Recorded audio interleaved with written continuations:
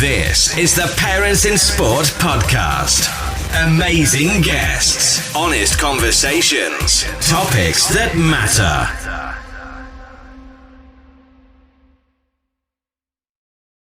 Welcome to the Parents in Sport podcast. I'm your host, Gordon MacLelland, and I'm delighted to be joined today by politician, TV presenter, and former Great Britain Paralympic athlete, Tanni Grey-Thompson. Tanni, thank you for joining us on the show. Pleasure. Lovely to be here. Yeah, no, so Tanni, how's life been for you over this sort of tricky period that we've all been, presumably very different? My life's really different. You know, I never thought we'd ever be doing House of Lords online, which we have been doing. And, you know, the speed of change in a building that's sort of, you know, or an institution that's almost 1,000 years old is amazing what you can do when you really put your mind to it. But it's quite mixed. I'm kind of really enjoying being at home. I spend so much time normally traveling that for me, the amazing bit about it is I've actually had time to spend with my family, which is quite unusual. So my daughter, who's 18 and has had her A-levels cancelled, and, you know, at her age, it feels like a really big deal. Yeah. I've actually just got to spend some really amazing time with her. So on the back of sort of, you know, I think almost the most horrific thing we might face in our lifetimes in terms of, you know, the medical pandemic, for me it's, and actually a lot of my life is about trying to find the positive and good stuff out of things. So I'm trying to find the really positive stuff about being able to spend time with my family.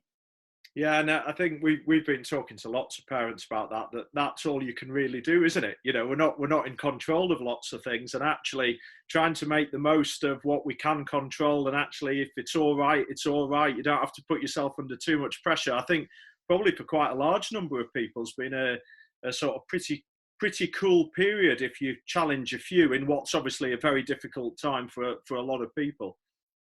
Yeah, it's really mixed. I mean, I think, you know, we're lucky that we've got a garden and we've got space, and, you know, we're very fortunate in lots of ways. And there's lots of people who, you know, are having a very difficult time with it. But, you know, we haven't really got any choice about where we are at the moment. So, you know, for me, it's about staying safe, keeping my family safe. You know, we're still in lockdown.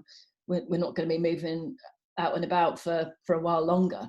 And it's, I guess a lot of the stuff that I learned from me being an athlete in terms of planning, preparation, you know, taking what's thrown at you, I think some of those skills really help in transition into my life in politics, but also with what we're doing now. It's control the controllable. And, you know, we can't do any more than we're doing. But I think it's important to, you know, there's lots of people who are having a really tough time. And, you know, if you look at sport and athletes and, you know, there's so much unknown still out there, but you could spend, you know, days and weeks figuring out all the different possibilities and still not get close to it. I think if there's one thing I learned from my time in politics trying to figure out Brexit was that, you know, whatever you think is going to happen probably isn't. So, you know, that's another way that, you know, it's taught me just to deal with what's right in front of you. Yeah, and you know, in my other role as a sort of director of sport in a school, you know, I've been remote sort of coaching 3 to 13-year-olds and 200 of them for the last 5 weeks. And then you look at all these return to play and all the guidance that's coming out. And I must have written out about 50 scenarios, but I don't know why I bothered, because as you say, they change by the day anyway. So actually, why don't I just wait and see what actually happens and not waste the time and energy on it? Yeah, and it's usually, but I mean, what I found amazing is like so many people have been out on their bikes, which they've obviously never used before, or, you know, have used very occasionally. We got to the stage where my husband and I, who's, you know, he's a triathlon coach, we're actually stopping people and telling them how to fix their bike seats, because, you know, it's, if you're going to ride a bike, you need to be doing it in a way that's sensible and enjoyable. And I think some of the good stuff out of this, people will be exercising in new, and people will be exercising who haven't really done much before because it's their chance to get out. So it's how we capture some of that to make sure people, you know, maintain their level of physical activity. But for youngsters, I think there's lots of challenges because, you know, they need to run off steam, they need to be active. If they're used to being in a program or, you know, have sport and physical activity organised for them, suddenly it's hard, you know, and as a parent, you know, your kids don't always listen to you, or you know, it's hard to step in and fill that space for what the children want to do, because actually what they want to do is be with their mates. And, you know, that's not going to happen right now. No, and probably, you know, lots of people often criticise it in the sporting world, don't they, that with this generation of children, they maybe didn't have the play that we had and just going out to actually play. And maybe this last period of time, has actually presented an opportunity to do that. But I think for some of those skills at being creative and making games up in the gardens beyond them, I mean, mine are all right, but you know, I feel like I have to sort of add a few ideas in there. Whereas when I was a child, I don't remember anybody giving me the ideas. You just found that solution. I don't know if that's a generational thing. I think there is a bit about generational thing. I think we also just knock it out of children and young people as well. That you move from, you know, I love it if I go and visit like a primary school and you see the kids at break time and, you know, they're running around with coats on their heads and just being, you know, they feel they've got all the freedom in the world. And I think we sometimes knock that out of them as we encourage them to kind of progress towards sport. And then I think, you know, one of the issues we've got in sport and sports development at the moment, we're encouraging some young people to specialise too early. And yes, if you want to pick a sport at, well, depending what the sport, you know, some sports you've got to kind of pick at 7 and some a little bit older, you know. But actually, I think through school, it's really important that children do lots of different sports, because if this is the one sport you want to do and you have aspirations to be really good, you're going to be doing it a really long time. Yeah. And, you know, if you're lucky and you stay injury free and you get selected and all that other stuff that comes with it. But I think it's good just to have other things to focus on. And I think actually, you know, as athletes get older and they become full-time athletes, they need to be thinking about their transition out and thinking about other things to do, because you can't train all day. No. And I think you need other things to think about and do. And, you know, for me, I think I'm quite heavily influenced by my life as a young athlete and what I think young people should do. But hopefully what will come out of this is we'll go back to just recognise how important play is and how important physical literacy is. Yeah. Because, you know, are we getting the most talented young people through our programmes? Well, probably, but not always. No. Because it depends what opportunity you have when you're really young and whether you're taught those basic skills of running, jumping, throwing. So, you know, it's hopefully out of this we'll find some opportunities to do things differently with young people. Yeah, and I think that, you know, we talk with, you know, lots of parents, you know, in workshops that we run will say to us, you know, how do you know it's actually been worth it? Well, it's been worth it if your child's got, you know, a bag full of life skills that they can use, so it doesn't matter which field that they can go into, and actually that we're creating, I guess, multifaceted, you know, individuals. And, you know, even the latest data suggests now in the vast majority of sports that those who had a wide variety of sports as young athletes end up overtaking their sort of early specialisation peers, I guess, when they get into those teenage years. And I have a great sympathy for lots of parents and parents we talk to, that they almost get missold the information or missold the model, you know, or somebody will tell them about Tiger Woods or the Williams sisters, which is the one that's always in the media, and then they'll go into program and someone will say, no, well, you have to be on our travel team from the age of 7 and you have to do 10 hours a week if you want to be any good. And it's almost like we're sort of mis-selling the dream, if you know what I mean. And actually, was that the dream in the first place? Well, you know, a lot of young people, you know, we saw it around 2012, you know, and it was amazing. I mean, it was incredible, the Olympics and Paralympics. And young people, you know, watch Jess Ennis or, you know, go, right, you know, I want to be the next Jess Ennis. And then, you know, if you turn up at an athletics club in the summer, it's the most beautiful sport ever. But, you know, November when you're on a track and, you know, you're doing 18s set to 200s and it's cold, it's not the same. So, you know, I did a big piece of work for the government on duty of care in sport, and you know what I've said really clearly through all that is you shouldn't be saying to a 12-year-old, this will probably be the most miserable experience of your life. You know, you'll train really hard, you won't get selected, you'll probably get injured, you'll probably be bullied and intimidated, you're not going to make any money even if you win a gold medal. Good luck, you know. But I don't think you should be, but it's measuring that, being measured about what we tell people at the right age, because it's really easy to sell the gold medal and go, oh, you could be this.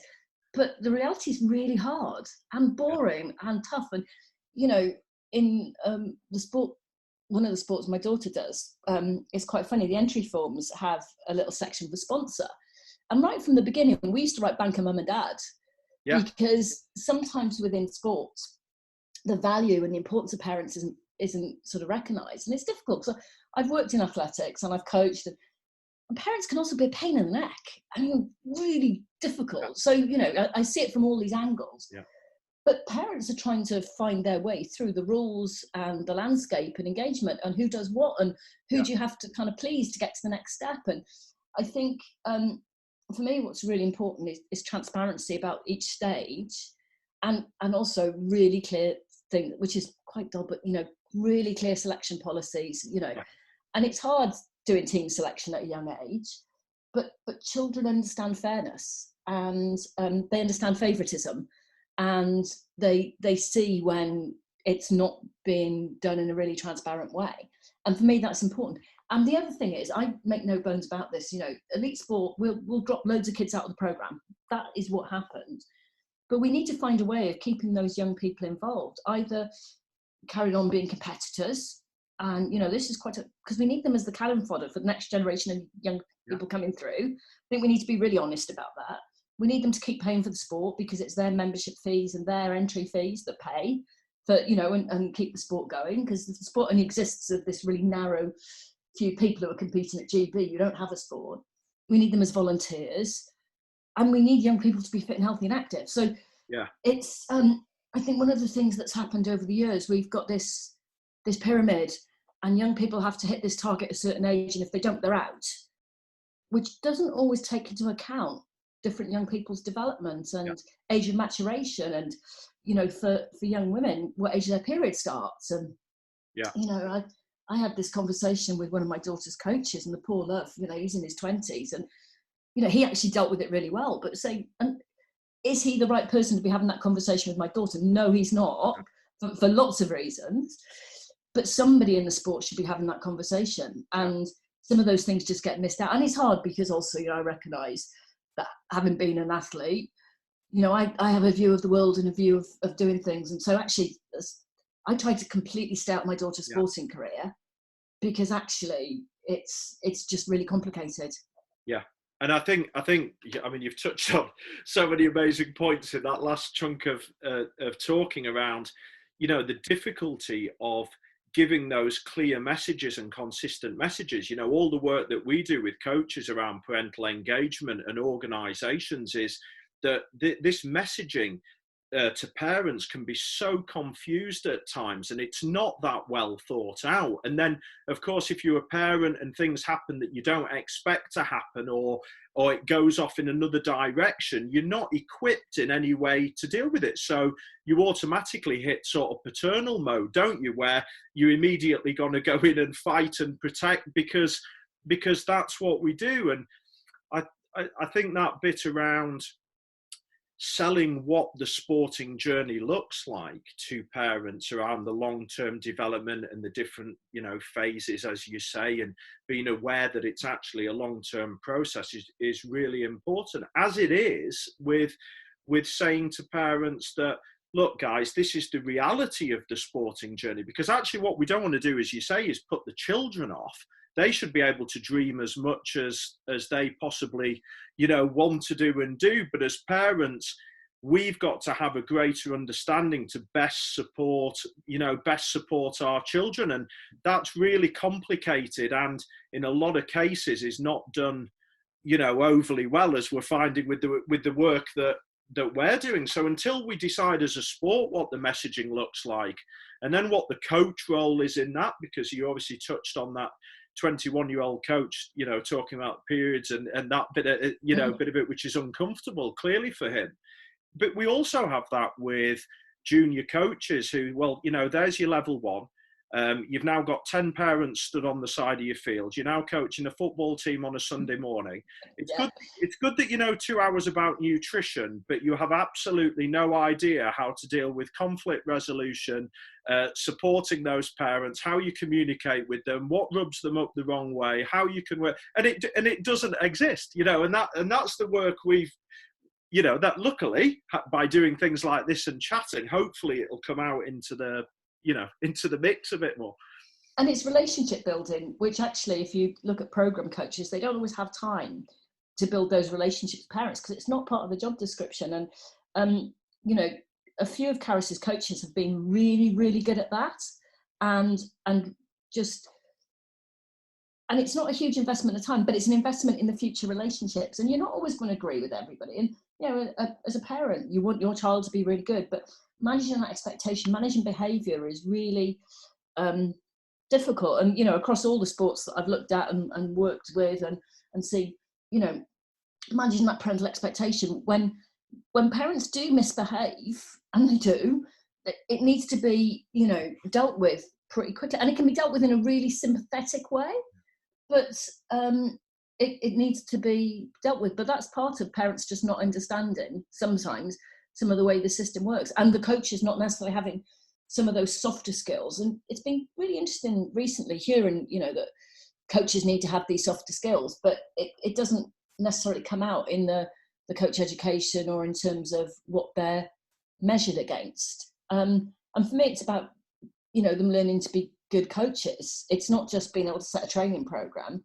Yeah. It's about being able to manage it. And, you know, some of the things that I've seen that are really hard, you know, again, when I was doing duty of care, is that, you know, young athletes said to me, you know, when my sport asks for loyalty, what they mean is compliance, you know, and that's really, you know, that was a 14-year-old who said that to me. And it's like, wow, okay, that's, you know, so they were under no illusions where what the sport was asking from them, but that's pretty tough. And, you know, we need to be creating athletes who have got their own mind. You know, when I was competing, you had to have a good relation. You had to have a relationship with your performance director, because we didn't have lottery funding. So, you know, you could have gone off and, you know, I'd have earned more money if I'd gone off and done road racing rather than track, but track was what I wanted to do. And so they had to have a relationship with you. And, you know, you had to think about transition out. Where now, because there's more funding, I talk to a lot of athletes who are approaching retirement, out of retirement, who think that a gold medal will just flip them into the next stage. And, you know, give them a similar kind of income, maybe if they were doing well as an athlete, but that's not real. So for some of it, I think it's really important as young athletes, they understand what they've learned from the sport, not just what medals they've won or what squads they've been on, but understood, you know, the impact of training, planning, preparation, balancing, work-life balance, you know, and you know, do I think ever that any of her coaches should be, you know, necessarily guiding that transition out or up? No, but actually the sport, I think, has a responsibility to help young people understand what they've got from it, and whether that's filling in, you know, being able to articulate it on a reference for a university or a reference for a job. Some of those skills are really important, and not every young person has that ability to do it, or every parent has. So this is where I think, you know, actually when you sit down with young athletes and you start talking about when they've transitioned out, you know, they'll go, oh yeah, well, you know, I got a bit from sport. When you start helping them explore what they've got, they suddenly have this light bulb moment. And it might not have been the most fun experience of their life. Some of it will be amazing. You know, I always say sport accounts for the top 10 and top 10 best and top 10 worst things in my life, pretty much. And so, you know, it's helping young people and also parents. You know, we ask parents to put an awful lot of money into, you know, program athletes. It's expensive. And so, you know, and a lot of parents making huge sacrifices to make that happen with this dream at the end.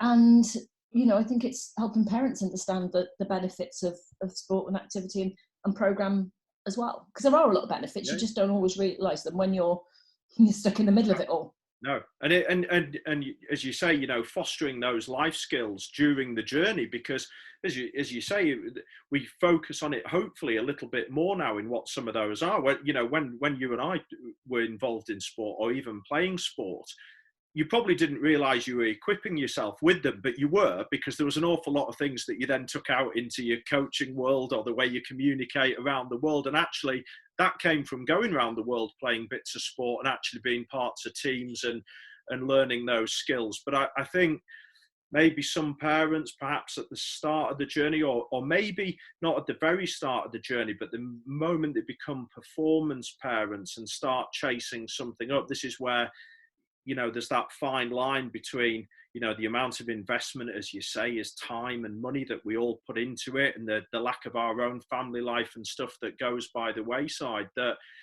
you know, you're almost desperate for a return on your investment, aren't you? And as you say, you think that return on the investment's the gold medal, and actually it can't be that, because you're going to be pretty miserable if that's your sort of end goal. Yeah, well, and what I say to parents and to young athletes is that, if you're lucky enough to have an agent, that's great, but they take 20% of what you earn before you pay tax. So you've got to be earning decent money to have an agent, and you need to be able to understand contracts that you sign, whether that's a team contract or a sponsorship contract. You need to understand what they're expecting back from you, and you can't say, "Oh, I signed it, but I didn't understand it." You need to be able to do media interviews. You need to be able to maybe go to a sponsorship dinner and sit and have a sensible conversation with the person next to you, because if you're not doing anything else but training, that conversation is pretty dull quite quickly. And there's just that balance in life. I think it was Michael Jordan said, that the best advice that he ever got was to read a newspaper every day. And now the fact we've got it's dead easy for people to access information, books. When I was competing, I remember doing my A-levels and traveling with a rucksack full of books. The fact that you can just have them on your phone these days makes it a bit different. So you need that wider education, because you need other stuff to talk about, because also if you're injured and something happens and you've got nothing else to do, that just becomes really difficult. And the reality is most athletes don't choose when they retire. It's usually age or injury, or your performance director's deciding you're not good enough anymore. So very few athletes actually get to say, okay, this is when I'm stopping. So nothing will ever be the same as competing in front of 110,000 people, which I did in Sydney. No. But then I don't want it to be either. No. So for me, I was lucky. My dad, everyone should have a dad a bit like mine. He told me sport was fine, but I could do it when I got an education. And then when I was competing, he was like, right, well, what else? When are you going to get a proper job? Yeah. Well, that's what we got, Tanni, wasn't it? That's where we're talking about this slight change in the generation. It was, well, I'm glad you want to do that, but you're going to university first. I'm glad that's your dream, but actually you're going to get an education, so you get some A-levels and you sort yourself out, and then you can maybe worry about that. Well, I remember I've been training in Australia for 3 months, and I came back sort of family dinner, and I was just like really buzzing from it. And after about 5 minutes, my dad was like, right, you went training a lot, and the weather was nice, and it rained once, and you went out on New Year's Eve, and that's kind of what you did. Like, yeah. And he's like, right. And he turned to my sister and said, now what have you been doing today, Sharp? And it was like, it's kind of important, that sort of balance, because, the very nature is you think you're kind of, you can get really caught up in stuff. And you just, so for me, what was really important is I never defined myself just as an athlete. Lots of other people did and still do. I mean, I had someone quite recently come up to me and say, God, you must be really upset about Tokyo being postponed. How's your training going? Like, I've been retired 12 and a half years, so it was sort of quite funny. But, for me, I kind of think of myself, always have done, as a Venn diagram. I'm not just Tanni the athlete or Tanni the ex-athlete. No. And I think that's really important as well, because that transition out, if you only ever think of yourself as one thing, you become caught in it. And, a lot of young athletes, and I experienced this as well, I'd go to events and, I'd be introduced, oh, this is one of our gold medalists. And be like, yeah, and I've got a name. And, I've seen that a lot of younger athletes have said that to me as well. I'm only ever introduced by the colour of my medal. Yeah. And it's not, this is such and such and they won a gold medal. This is one of our gold medalists and their name is. Yeah. So that's why from a young age, it's that medal. And you need to be obsessed about them, winning. You need to be obsessed about being the best you can, because that makes you good. But as an individual, you need to have that balance in your life. And for me, parents having that kind of balance is massively important, because if it doesn't work out, it's the parents who are picking up the pieces. Yeah. It's not, the sport tell you you're no longer on squad and everything, but then they come, right, off you go. Yeah. Because actually that is not their job to pick up the pieces afterwards. No. And parents need some skills in that as well, because how you then deal with the conversations, how you deal with them staying in sport, what you want your commitment to be, what you want your child's commitment to be, that's, that's really important to have those skills to do with it. Because, as a parent, you're expected to be an expert in, physiology, dietetics, psych, you're expected to know all the technical bits of the sport, you're expected to know the rules of the sport, and, you're the one that has to take the child to races and bring them home and deal with the ups and downs and everything in between. Yeah. And, My parents dealt with it, and I've dealt with it. And it's not. No, it's not. No, it's not easy at all. I mean, with the work that we very, very much do is based around the environment you create at home, what you can control as a parent, how you handle the car journey home after events, what you say on the way, your conversations that you have with your children about why they're playing. Because if you actually ask them why they're involved, it gives you a really good chance to then support effectively. If you don't have a clue why they're playing, but you think you do, that can cause conflict. And it's such a very simple conversation to have as a starting point. I think it's hard, as somebody who's been an elite athlete, and, it's not easy on your kids. And I think there's a lot of, elite sportsmen who feel like this, that Karis was a day old when I had my first call to say, did I think she was going to be an Olympian? And it was like, I was still in my pajamas. I'd had a cesarean section. It was like, no idea.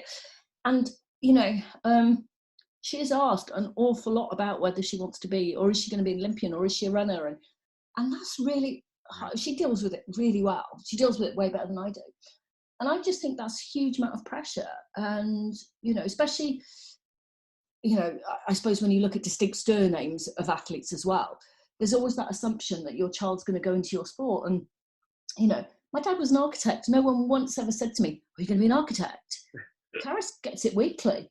And I think that's hard. And, then there's the balance with, a lot of retired athletes who've got kids I spoke to in duty care said they'd never encourage their child to play their sport because too many people, and it's, the good and the bad, and you might have, had a tough time. And there's also this bit, you want to protect your kids. I sort of had lots of conversations with my husband about, are we doing the right thing about Karis wanting to be involved or thinking about elite sport? And ultimately you can't smooth away every problem for them. But it's interesting, the other bit is, Karis spent her life at tracks and, being there. She used to play in the long jump pit with a bucket and spade, which was so cute. Because you just like say, should we go and build a sandcastle? And, when she was really little, she thought a beach was, a long jump pit.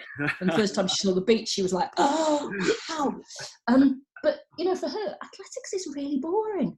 I remember we were organising a race and she must have been about 5. And a junior athlete who was like 18 came up to me and he should have known the answer to this. He asked me where the start line of the 200 metres was.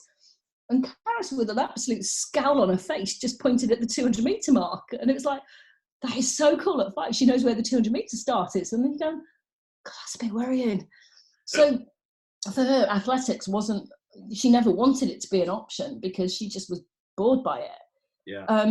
And then I don't know what I would have done if she'd said, athletics was the sport that she'd wanted to play. She plays and plays lots of other different things. But I think that would have been a whole different dilemma for me if she'd wanted to go into what was my sport.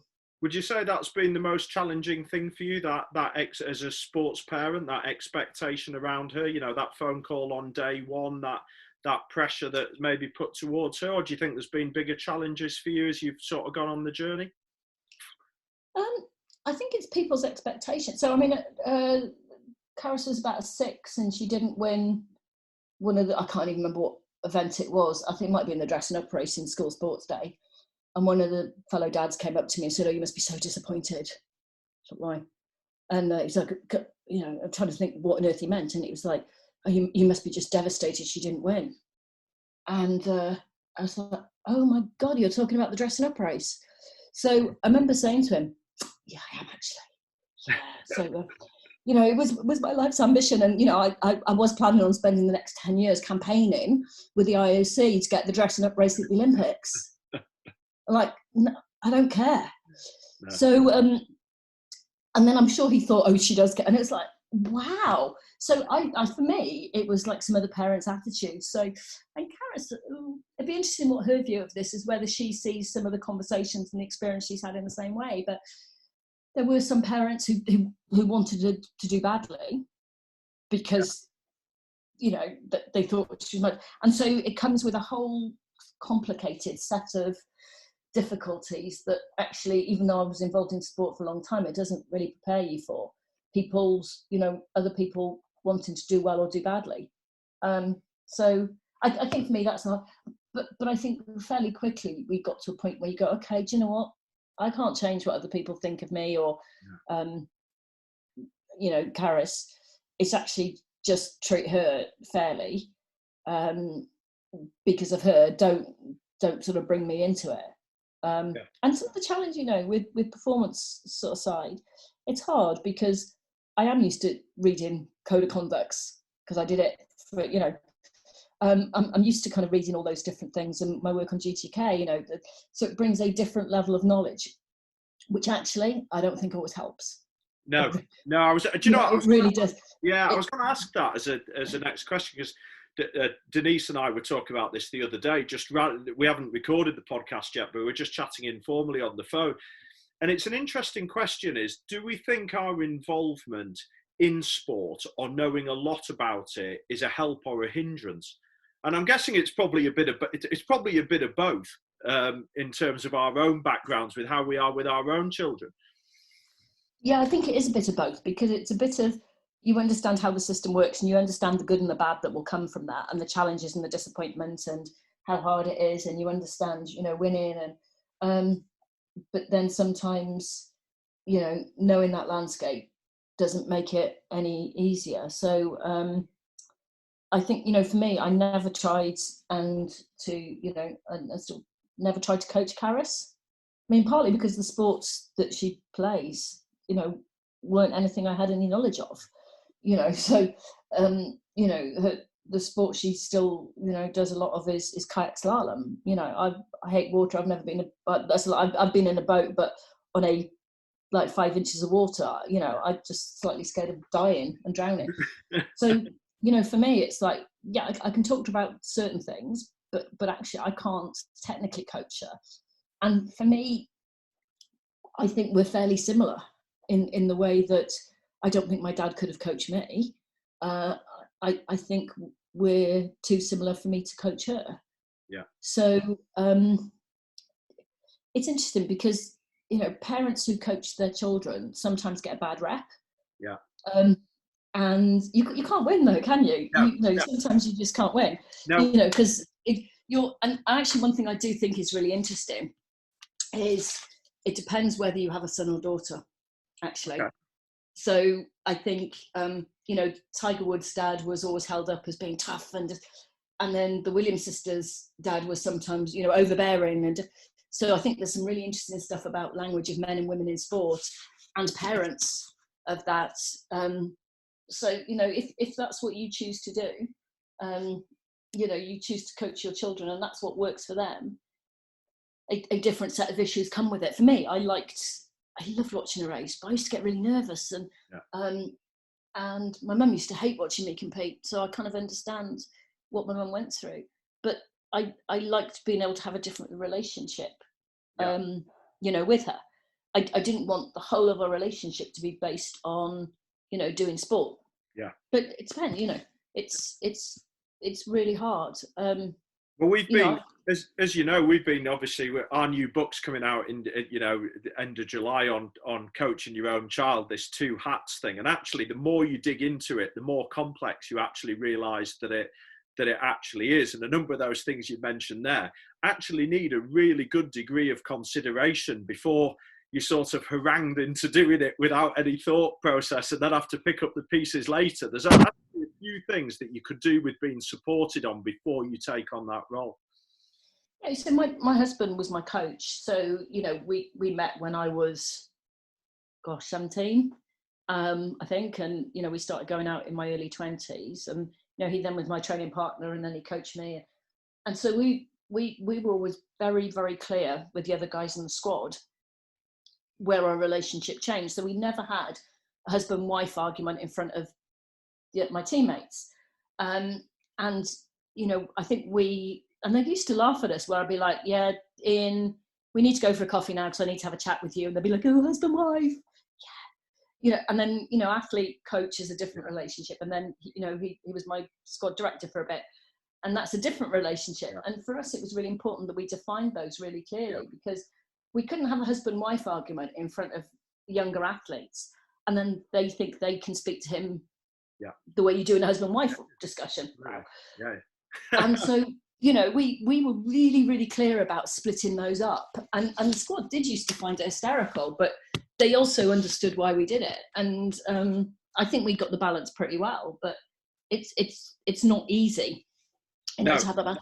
And I think you see a lot of parents and, partners who want to coach because they think it'd be really cool.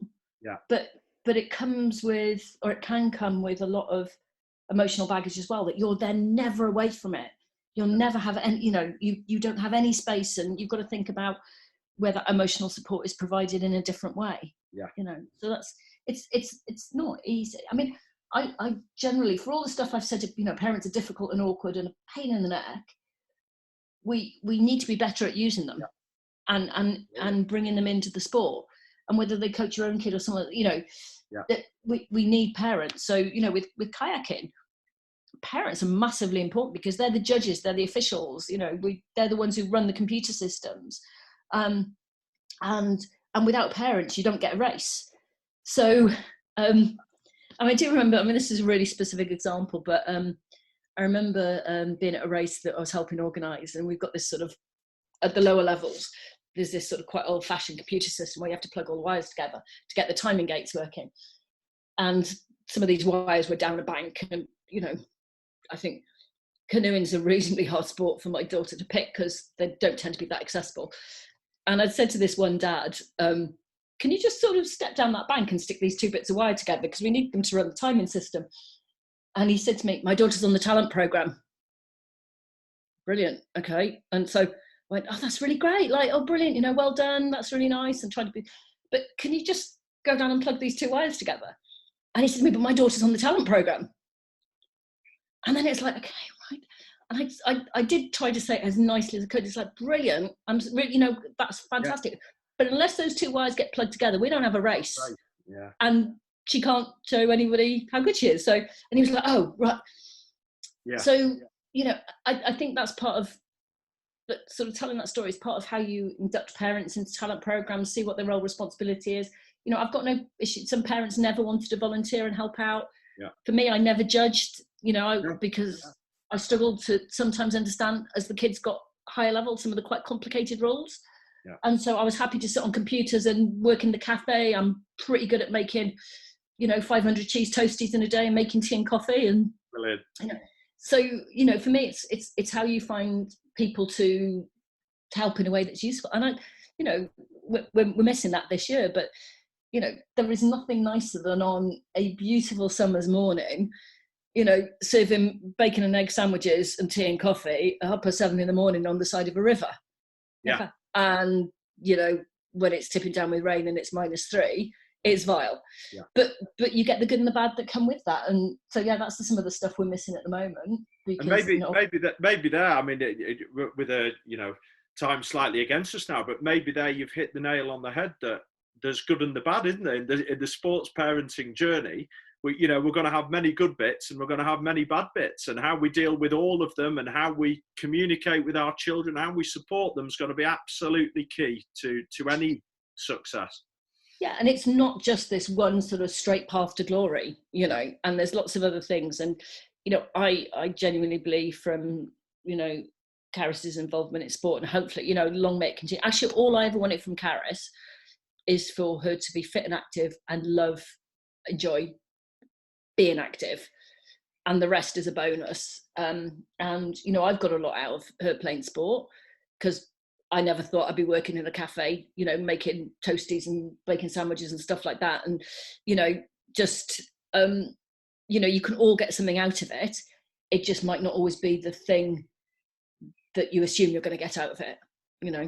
And I wish I'd known about the sandwiches. I could have added those to the bio at the front. Anything else we have? I could add that on to the end if you want.